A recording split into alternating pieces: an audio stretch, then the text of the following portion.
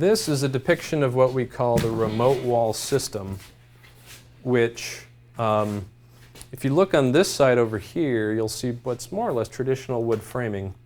Nothing too out of the ordinary, but if you look at the outside, it's quite different. And we have the majority of the insulation on the outside, which helps explain part of the acronym REMOTE. It's an outside insulation, exterior membrane, residential construction system. The reason we like to put this membrane on the outside, which serves as our air barrier for the structure, this is just a lot easier to get at.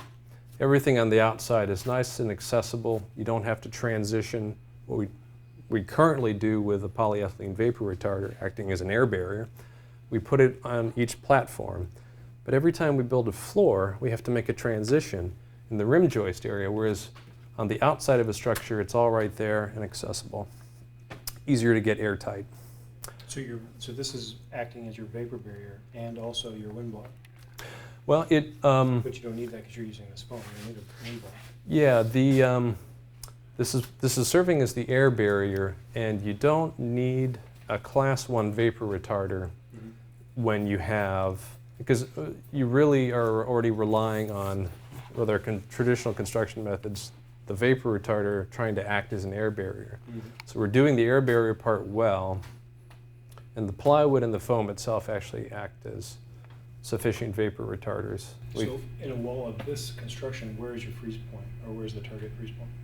Well, to answer that question, let's look on this side, come around a little bit. That's a great question, and this really depends on how you build up the wall. This is a 2x4 wall, and I like to show the 2x4 example because typically what you'll see here, we don't have any of this example, is a fiberglass bat. It's by far and away the most common method of insulating in the stud cavities. So if you had something like R11 fiberglass in there, then okay. And then you get to, in this case, 6 inches of expanded polystyrene foam on the outside. You have about R11 on the inside and about R24 on the exterior. That would keep the dew point and freezing point inside the framing. You would never, sorry, I'm getting it backwards because I keep turning things around. Outside the framing, so you would never reach the dew point within the wood part of the structure. It'd only be on this exterior. And that's a really important design component of this style of construction. You wouldn't want to reverse that. You wouldn't want R24 here and R11 here. Unfortunately, that's a pretty common method of retrofitting homes and building new homes nowadays. And it's something that can be a problem over time. That is the freeze point, that design temperature is what? What is it? Well, for the dew point or the? Yeah, the dew point, the freeze point is based on some external temperature. Yeah, so it gets to be a complex function of where you're located. And so Fairbanks is one case, Anchorage is another. There's a rule of thumb we use for Fairbanks or the interior generally, what we call the 1/3, 2/3 rule. Yes. And that's what we like to keep 1/3 of the R value on the inside of the barrier, in this case the air barrier, and 2/3 on the outside. And that's a pretty safe, conservative rule of thumb. So what happens, I'll use that as a transition point to keep moving on of what happens if you run afoul of that rule. Got an old poster back here that shows an experiment we did a few years ago, experimenting with that. Like I said, we like the rule of thumb to be 1/3 on the inside, 2/3 on the outside, at a minimum. But what you'll see on one of the most common retrofits, when you see people putting foam on the outside of their existing homes in particular, you'll typically see far less than that. You'll see more commonly a 2x6 stud cavity, and then something like an inch or two on the foam on the outside. The concern we have with that is that putting this foam on the outside is removing a pathway for the wall to dry during the summer, because this foam is a vapor retarder like we talked about before.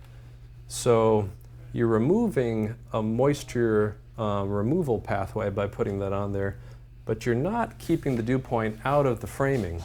So any kind of leaks in a vapor retarder here that's also trying to act as an air barrier. Whoops, we cut holes in it for our outlets. It's not a perfect air barrier.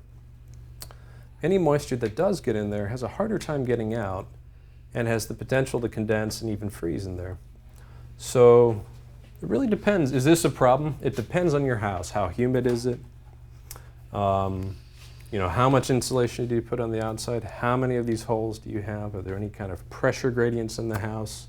Say you have an HRV system that's, or a furnace that has some air leakage on one side and it's actually pressurizing the house, kind of a worst case condition. It's hard to say. Depends on the house. Some cases, in a lot of cases, it's probably not a big issue. Some cases, it might be a really big issue. In general, what we like to recommend, though, is that to make sure your house stays as durable as it can, that if you're going to do exterior insulation, that you go whole hog, that you consider things like the 1/3, 2/3 rule. And of course, like I mentioned, humidity being a variable, that you take measures to control the moisture in your house by appropriate ventilation and appropriate control of moisture sources in your house.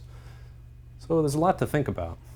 But that's why we're here. So if you're ever in the situation yourself of retrofitting your home, we give free consultations for homeowners.